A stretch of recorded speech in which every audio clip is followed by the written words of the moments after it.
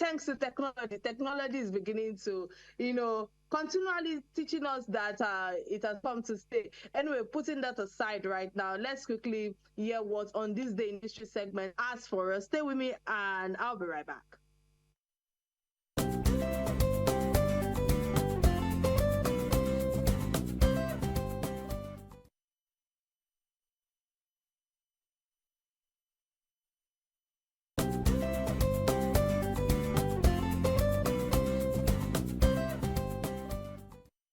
All right, many thanks for staying with us. I understand that there's a technical glitch right there, but my technical team is trying to sort that out. But quickly, I believe that the Negri segment today about the event that marked a significant chapter in Nelson Mandela's journey towards becoming a global symbol of resistance, against apartheid and an advocate for reconciliation and unity in a developed, divided South Africa. And his imprisonment would later extend to 27 years. All know, and during which he continued to inspire the world with his unwavering commitment to equality and, of course, justice. I think that's the message for On This Day in History segment today. And it's time for a quick message from my sponsors. Stay with me, and when I return, the conversation will continue.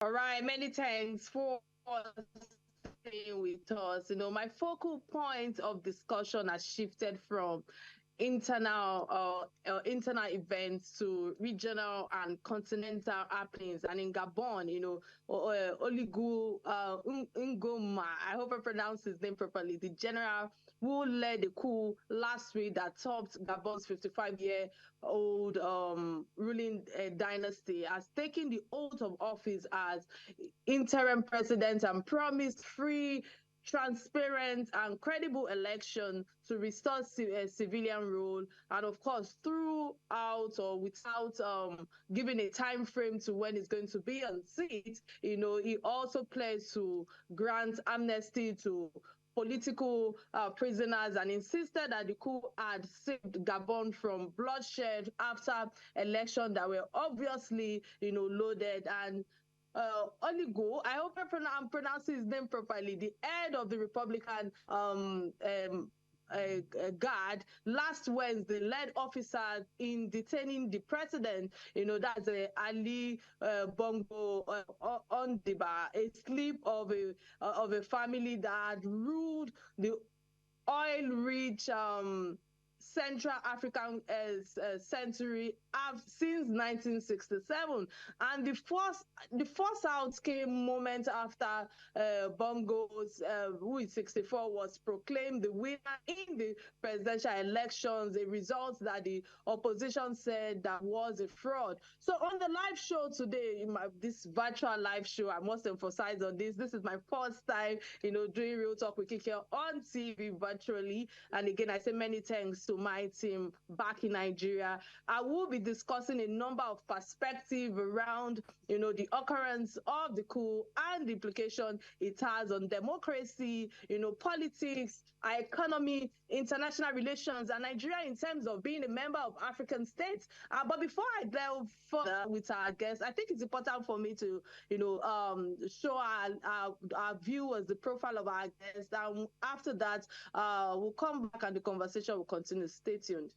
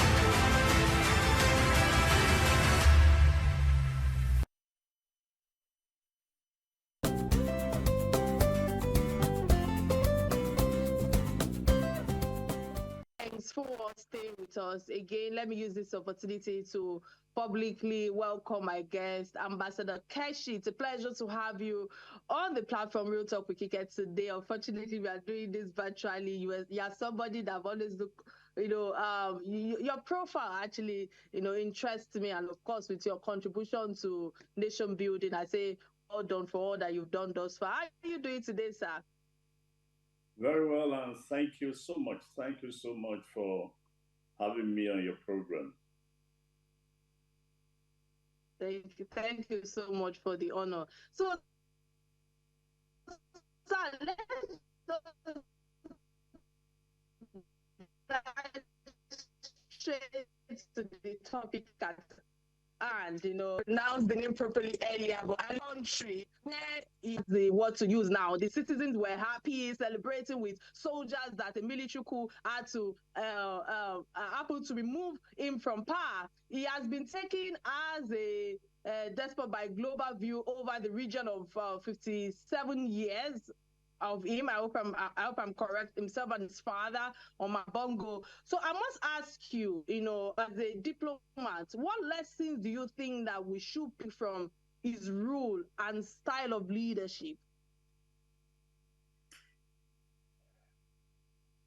When you said what lesson, the truth is that leaders, particularly African leaders, never learns. Rather than look at events in what has happened in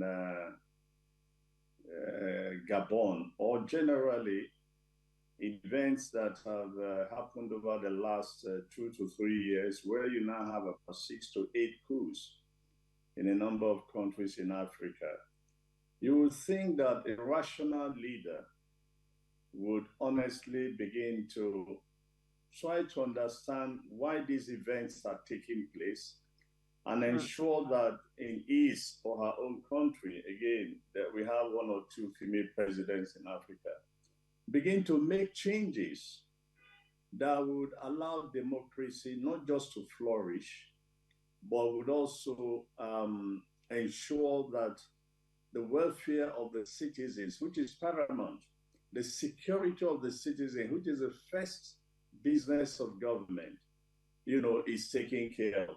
Instead, when you look at the coup in reaction, what has been the reaction from a number of presidents? They reshuffled the military. Some changed their presidential guards. And my reaction to that is that the irony of what they've done is that this reshufflement and the change of presidential guard in some instances could probably itself lead to another coup in a number of these countries. So if they think that, instead of saying that, look, I'll give you an example. Cameroon has been there for God knows how many years, probably up to 40 years. Why does the president announce, looking at what has happened in neighboring Gabon, and the fact that coups have been taking place in a number of places? And among the reasons, of course, is because people are tired of sit-tight presidents. They are tired of lack of improvement in their well-being. And they are not generally happy with this situation. Instead of saying to the citizens, I've had enough, I will not run again in the next election, or this December, I'm going to ensure a free, fair, and credible election, and I'm gone. But no, Cameroon is planning to run again. And it is something, almost 90. He's been in power for 40 years. What does he think he can do that he has not done in the last 40 years? Cameroon has not changed significantly throughout his reign, for example. So you see that African leaders virtually do not learn. And let me just expand the conversation away from this. If African leaders learn, apart from paying lip service to some of these things, if they do learn anything at all, they would have learned a lot from the success of the Asian Tigers, from the success of some of the Middle East powers. When some of them, when some of us were born, or when Nigeria assumed independence, there was no Singapore. There was nobody ever heard of Dubai. It was just non-existent. We knew there was UAR, but it was all desert. Japan was just recovering from the World War, and suddenly from nowhere, we had the Asian tigers. What did the Asian tigers do?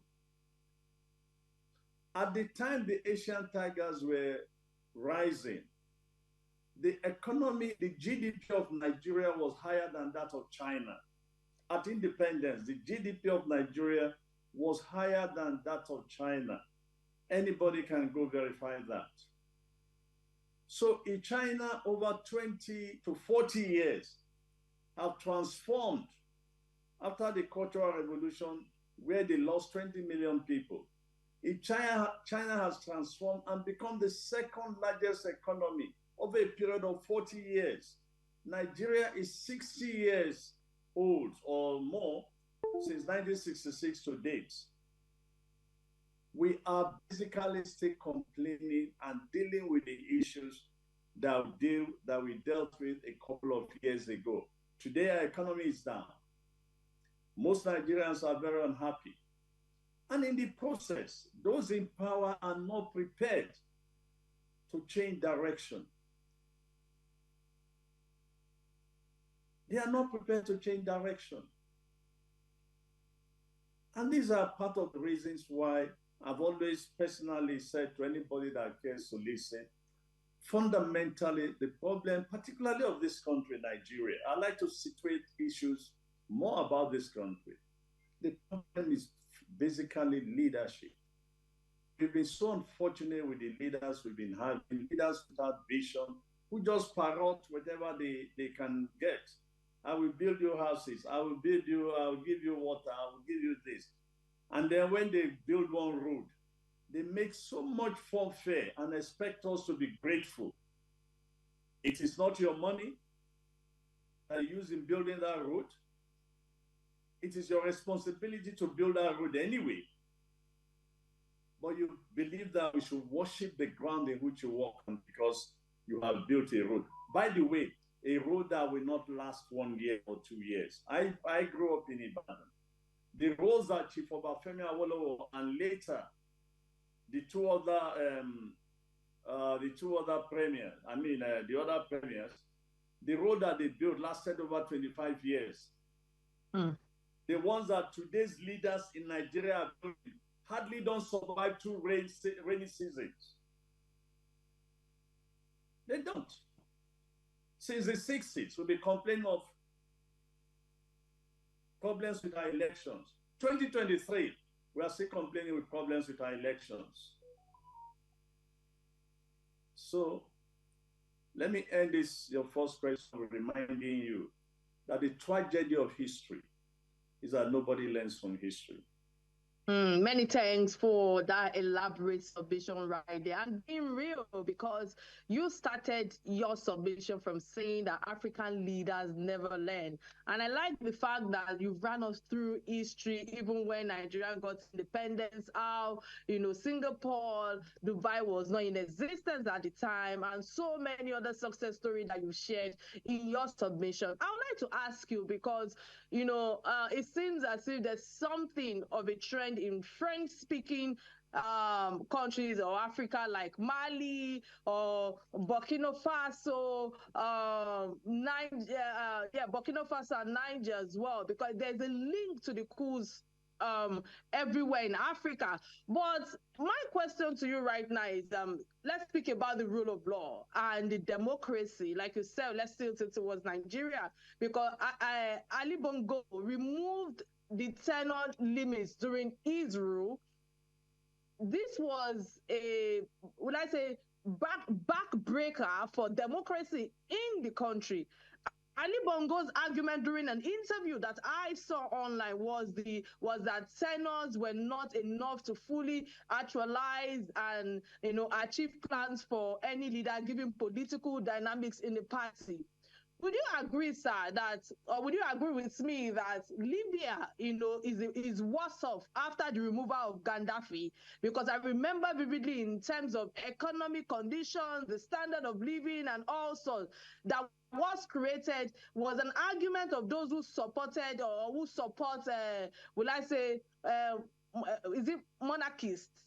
Yes, the monarchy system in African rule. So can you say, or can it be said that Gabon, Niger, and Burkina Faso and Mali is also similar to what is on ground right now? Not really, because all coups are different. There are reasons for actions of the various actors. For example, if you take, I think it was Mali, the initial complaint of, number one, again, bear in mind, the military themselves are ambitious. So, you need to put that in mind. That and two, because the leaders themselves have not conducted themselves very well, the military is just taking advantage of the loopholes they have created.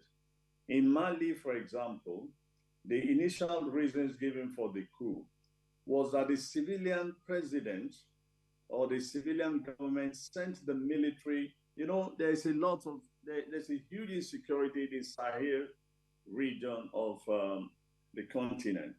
And so it's huge. The insecurity in Mali is huge. And so they were sent to confront, the military was sent to confront, the non-state actors that were destabilizing that part. I think it was the northern part of Mali. Now, the military complained that they were sent to fight and were not given the wherewithal to fight. True or false, that was the reason they gave when they first took over. So if you go by that argument, you could begin to ask yourself, why would you send anybody to the war front and you did not provide the wherewithal for that person to execute his responsibilities? In other words, you are sending the person to go and die. Okay? In Niger, they gave a different reason. In Gabon, it was again the failure of the electoral process. When just like we did, what we did in Nigeria here, when Mahmoud announced the presidential election result at 4 a.m. in the morning, the same thing the umpire in Gabon did, announced the election before the process was concluded and declared Bongo the winner of the election.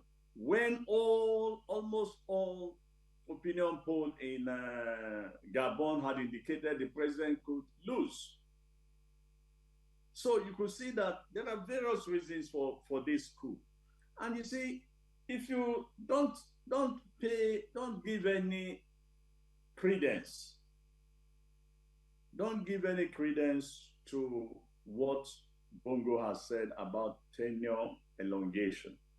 If you have 8 years, even if you have 4 years, and you have another tenure, conventional wisdom dictates that if you want to do 8 years, you better make your first 4 years a great 4 years, so that the people will gladly vote for you. It is when people fail to make that first term great that they go about trying to rig election for the second term. Who in this country would have thought that APC will win another election? Look at today's newspapers, for example. You will hear Sanusi, that you could actually claim to be one of the ruling elite, describing the 8 years of Buhari as a disaster. And he's not the first person to say things like that. And yet, the APC people are going over the country, claiming that they won an election, which everybody genuinely knew they did not win. And I'll say this anytime. Never mind the outcome of tomorrow's decision. The facts are there. Whatever the courts decide, you cannot change the facts on the ground. That in a normal democratic system, where elections are allowed to run seamlessly, credibly, which was not our own case, which was exactly what happened in Gabon. And the military stepped in and took charge. And that's why I said sometimes the behavior, the action of the leadership provides the military the opportunity to intervene. I'm not justifying military rule, don't get me wrong, because we have also experienced military rule in Nigeria. It was not all that great. It's a mixed bag but more of failure. In fact, some of the problems we are trying to deal today in Nigeria was created by the military. And when you look at a number of other countries, the military created a lot of problems, but they also had some success. So nobody is justifying military rule. But my argument is very simple. The behavior, the lack of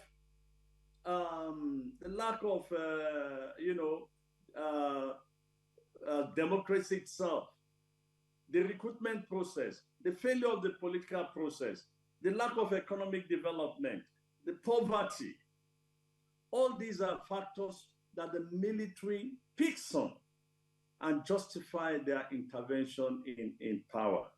So if you're going to reverse the situation, the leaders of today needs to begin to think twice and not strengthen their protection.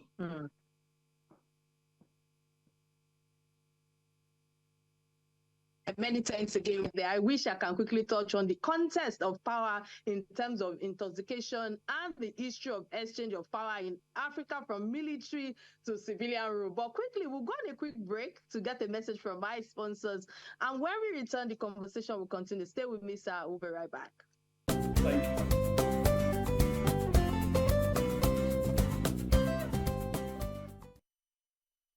All right, many thanks for staying with me. I'm glad to know that you're still right there with us. In case you just joined the show, today's conversation is about the state of democracy in Africa, and my guest, Ambassador Keshi, the General Director, BRACD, yes, commission is delving into the recent military coup in Gabon and its implication for the continent. And we have been exploring the resurgency of military takeovers, yes, and their impact on democratic processes, while also considering the underlying factors such as constitutional changes and ethnic tensions and so many conversations, as happened in the first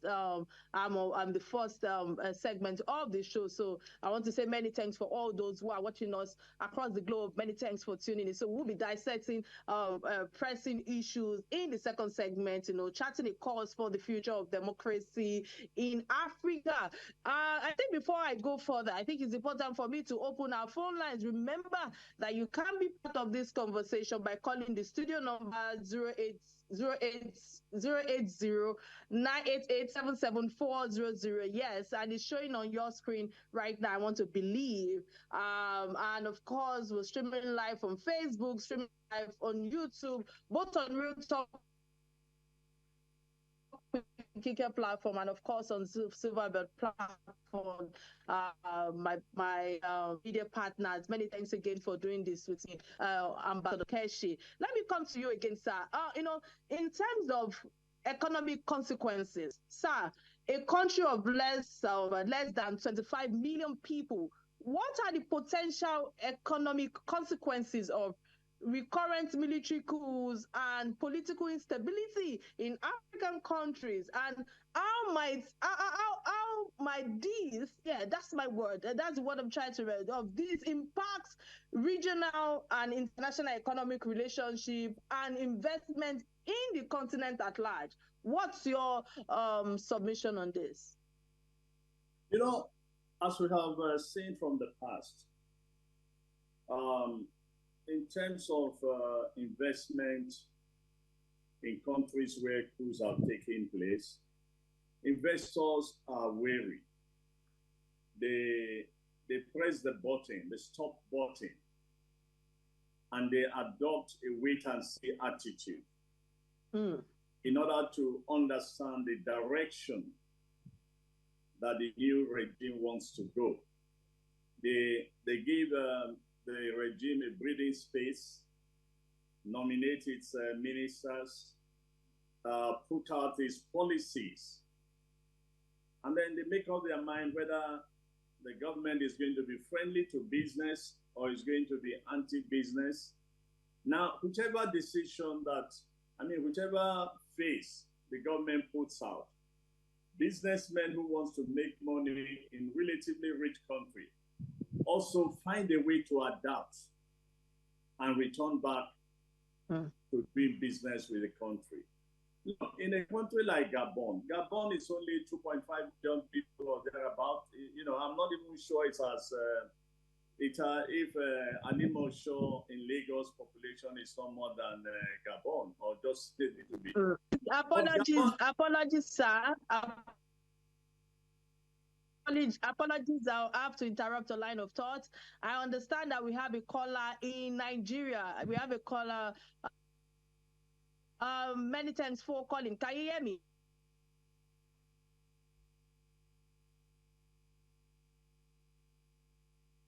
Is the caller there? Can you hear us? All right. I'm sorry. I think I have to let that go. Many thanks for that correction on the population of Gabon. Gabon is actually 2.4 million in population. Exactly. So, but it's a rich country, by the way, relatively rich. Mm-hmm. So everybody in Gabon has no business being poor. But the people are poor. So, in direct answer to your question, once the government sets out its agenda and program, those who want to do business with the country will return to the table. They will return back to what they were doing before. The question is not about investors, my dear. The focus should not be about investors. The question would be about what the new government wants to do for the people. Does it want to change the economic trajectory and make sure that the lives of the people is dramatically improved over the next, I don't know how many years they want to stay in power. And I will advise they should not stay in power for too long. As a matter of fact, I just think that just like ECOWAS leaders mishandled the situation in Niger, AU has mishandled the situation in Gabon. Because the election, at the time they took over, at the time the military intervened, the election was inconclusive. What AU should have done immediately was to press upon the military to complete the election and announce the result. If the opposition leader, won that election, you allow the opposition leader to take over government. And I saw there will be no military rule. But again, that is where the ambition of the military itself comes in. Now, bear in mind the background of the new leader in Gabon. It's a cousin of the president. So in another way, the Bongos are still in power, number one. Number two, he's been living in the presidential vicinity. So he has seen how sweet power can be. He has seen how sweet power can be. And my fear and apprehension about all this is that some of these same fellows could actually come back, stay in, and which is why they're asking for 3 years. What do you want to do in 3 years that you cannot conduct another election in less than 3 months? Exactly. Because they too want, look, power is sweet, whether you like to admit it or not. Absolutely. But absolute power corrupts absolutely. This is the danger. And in a situation in Africa where we have more sycophants than rational people, they invariably mislead the leaders by almost every day telling the leaders how great they are, how great they are doing. Oh, it was nice of you to have stayed the coup. It gets into, we are all human beings. It gets into the subconsciousness of, there's this story I tell about the king, that anytime his people gather, particularly one of his elders, It was to say, oh, you are a great king. You can do so many things. You can do this. And every time it worries the king. And one day the king reminded this guy, look, you think I can do everything? Oh, he said, no, you are the boss. You are the king. You can do anything at all. Nobody is going to stop you. And the king said, if I ask you to put your hands in fire, will you do that? And the man kept quiet and said, but no, you said I can do anything I want to do. So it shows you the lesson of how sycophants invariably also contribute to the problem of the leaders themselves. Because Fantastic. They overpraise the leaders even when they've done nothing. In this country, we are going through the same thing. That I announce I'm going to do ABCD, nothing to until ABC works for the people, and there's a verifiable improvement in what that policy has done. That is when you can begin to praise the leader. But not because he has announced, even without stating how the policy would work. Everybody say, oh, it's a bold leader, he's courageous. Did he fight a tiger? Good question. No. No. Did he kill a Samson? No. It is when you announce it, it's not enough to begin to praise leaders when, it is when the policy of the leader is working and is affecting and improving the lives of the people. You cannot begin to say, oh, this is a great leader. I take you back to what happened a couple of years ago in the United States under President Clinton. As morally bad as some people thought he was, he won the second election despite the Magnitsky's issue. Why? Because he was able to lift 20 million people out of poverty, provided jobs for them. So it's not that you announce a policy. No, it is what exactly has your policy done for the people? How has it affected on the people? This is it. All right, many thanks again, sir. You've said a lot right now, and there's work beyond the borders of influence of ECOWAS, and Gabon being a Central African state shows that the wave of threats against democracy should be given holistic address from all African leaders, from your submission right now. So I would like to ask you, how do you see the African unity in terms of EU, let's say, the ways? I think that's my first question to you. I'm trying to manage the time right now. My second question to you is, I'm coming from the angle of statistics, because statistics actually reveal that unemployment stood at 40% amongst those between the ages of 15 to 24, in the country, and about 30% of the population live in abject poverty. This shows that their economic situation of an oil-rich country has to be put aside. Do you see any link to their economic situation that led to military intervention in other countries?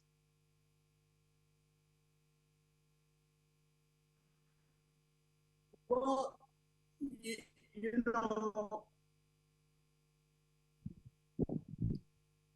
in the almost post-independence, military rule became fashionable.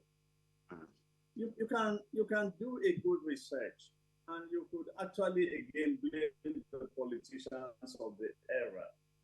But when you dig deeper, you will find out that military rule became fashionable simply because there was a coup in one place, beginning from Togo, Dahomey, and everywhere, and every military just felt that they were going to be involved. And two, the Western world began to justify military rule. They began to write about military rule. They began to promote the concept of a strong man. And that was because they argued that Africa was so diverse culturally, linguistically, and that ethnicity was a plague in the region, and that they needed a strong institution like the military institution, to hold the states together and to hold the region together. Well, that was the argument that was given then. But the truth of the matter was that apart from areas where they had crisis, relatively, like in Nigeria, economically, we're doing very well. In fact, in comparison to the first generation of leaders in 1960 to 66 leaders from the prime minister, the nationalists, more or less. Today, if you do a good analysis, you honestly crown them. You canonize them as saints in comparison to what we are doing, today. But look, as it is today throughout Africa and in this country as well, economic issues can actually be used to justify coups.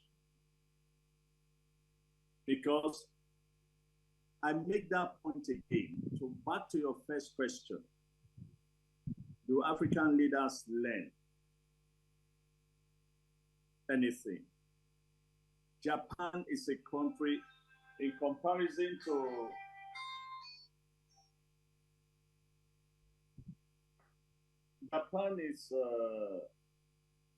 Japan is a country, in comparison to a number of countries, it has practically no minerals. But today is a third of the fourth largest economy in the world. What did Japan do that we cannot copy?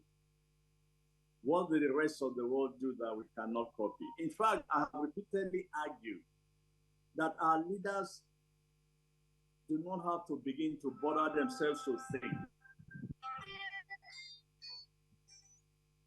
Our leaders do not have to begin to bother themselves to think.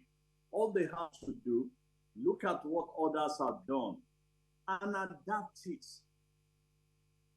They have tried to do that on a number of occasions, but corruption, capacity has been a major problem to us. And it's even getting worse today because our educational system educational system is very weak. And so the products of those systems are also going to be weak. This is an age in which skills, science, and technology is dominating and driving the world. And yet we are witnessing serious lack of capacity in a number of sectors in this country. Look, it is not, don't get me wrong. There are hundreds, tens of hundreds of young men and women out there doing beautiful things in science, technology, and so on. But you know what? Those are not those that are going to change the country. Those that are going to change the country is a critical mass. The critical mass, when you have a whole bunch of millions of people developed, skilled, educated. You think I'm wrong? Ask yourself the simple question. Why is the Western region as a whole today, in terms of enlightenment, number one in Nigeria? Because of the free education that Chief Obafemi Awolowo offered in the 60s. Because it threw up a very huge educated class. Today, that class is disappearing, and you have a large group that is not as educated, and their mindset, their frame of mind, for someone that lived in the Southwest for more than 30, 40 years, and by the way, I'm also married to a Southwesterner, to hear and listen to what people are saying from the West today, I just can't believe it. 20, 30 years ago, I will swear that some of the things I've heard some people from the Southwest say today, that it will never be said, because Southwest was the most enlightened part of Nigeria for many years.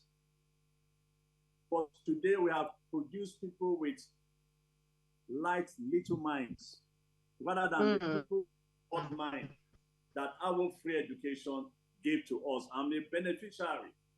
My wife, my sisters and brother, we're all beneficiaries because we lived in Ibadan and Lagos for our lives. So you could begin to see how important it is. And this is why I keep saying, what exactly do we need to do to develop? Do exactly what others have done. Yes, build a large educated and skillful society. Provide provide employment for your people. Build infrastructure. I'm not asking you to build like we have in Abuja here. A rail line was built. It carries nobody. It carries nobody. So there are so many things that our leaders, we have the resources, by the way. There are so many things they could have done to improve the life and the welfare of the people. And look, by the way, for God's sake, the people are not asking for too much. Too much.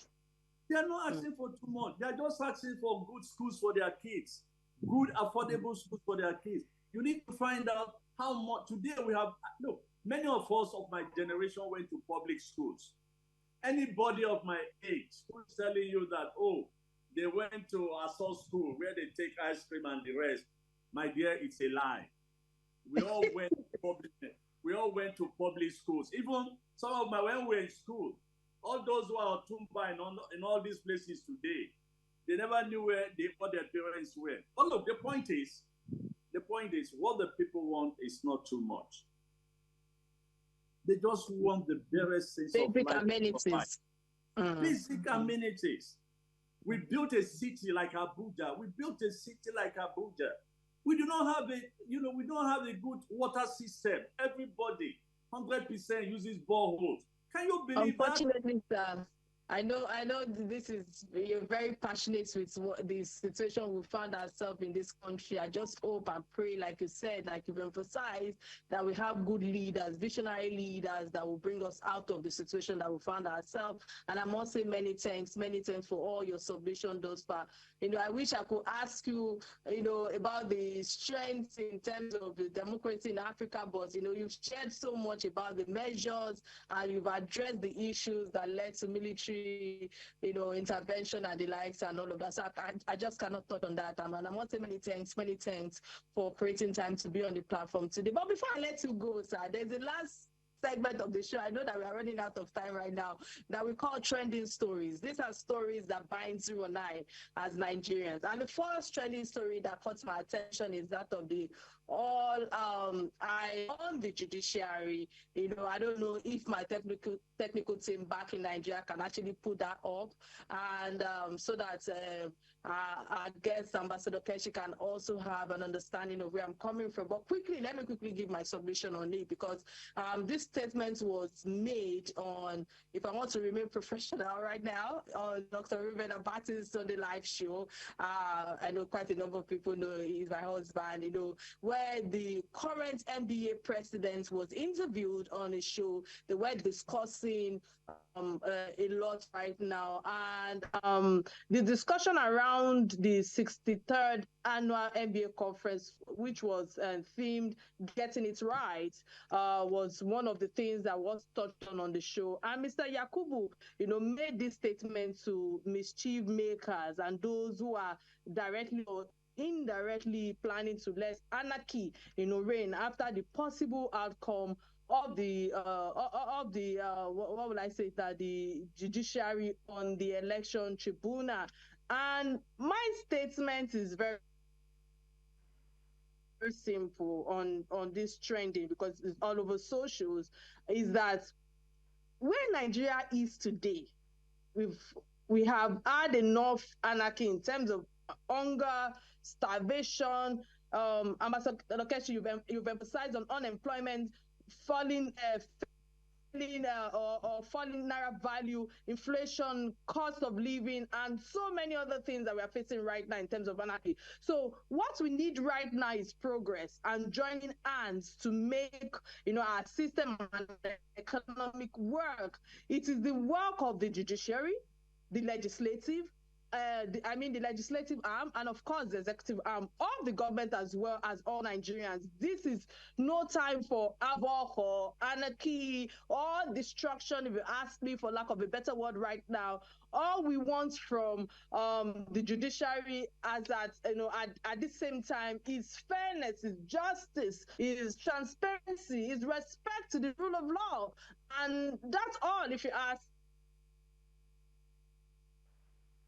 And I just pray that Nigerian can, move better or move forward during our own time. And it shall be well with us in Nigeria. And God bless Nigeria. I believe that we are rich, and we have good hospitality. And it's just, as we've all emphasized on, that it's all about bad leaders. Sir, I don't know if you can give your submission in 1 minute, if it's possible, so that we can have time to touch on the second trend. I'll give you my response in 1 minute. Kike, I think it was President Kennedy that says those who are not prepared for peaceful change should be ready for violent change or violent revolution. Absolutely. It is good for our leaders, and interested parties to be saying there should be no anarchy. Look, Kike, if you know the Nigerian people, it is not the Nigerian people are the most loving, peaceful, easygoing people in this world. It is their leaders. It is their leaders that provoke the crisis. It is the institutions of states that provoke people into wanting to, be on the street and so on. Look, if your leaders and the country and the system is fair, if they are equitable, nobody is going to go on the street to demonstrate. And in fact, in the last 24 hours, from what I'm seeing in Abuja, as a citizen, I feel completely very sad. Because as of today, it is the state, the Nigerian state, that is provoking people to violence. It is the state that is provoking people to violence. Look, I can read out a statement I got from my somebody is telling me he can't get into Abuja because the army has controlled of the city. For goodness sake, why will you do that? Because they want to deliver a judgment. DSS is warning people not to, DSS has no business to warn people. It is the police that has the business to warn people. But even if DSS and the police are aware that people want to demonstrate, it is part of democracy for people to demonstrate. Absolutely. And it is part of the responsibility of the DSS and the police to protect those who are demonstrating and those who are not demonstrating, not to be warning them, not to be instigating them. The state cannot instigate people to violence. And you turn around and say, nobody must create anarchy. For goodness sake, those who make that point, stop pretending. They are part of the system. We should be talking to the state to behave. You cannot provoke people and say there should be no violence. Absolutely, I disagree with that. But I close with this. I do not expect.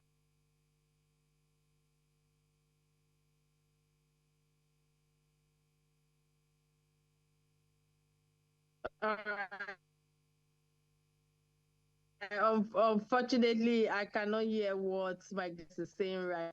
Many thanks. All right. Many thanks. We've come to the end of another interesting edition of Real Talk with Kike. Many thanks again, Ambassador Keshi, for all your submission thus far. And indeed, we had an awesome show on today's edition of Real Talk Kike Launch Show. To my resourceful guests, I can only pray for longevity for you, so that you continue to lend your voice at all the issues that concerns Nigerians. We need stakeholders like you to continue to lend your voice. So I come your way on Thursday. Remember to catch me live on Inspiration FM tomorrow at 5 p.m. on your drive time talk show on Real Talk with Kike. And remain kind to one another despite the challenges you could be facing. We remain one. My name is Kike of Atanda-Owo. See you next time and bye.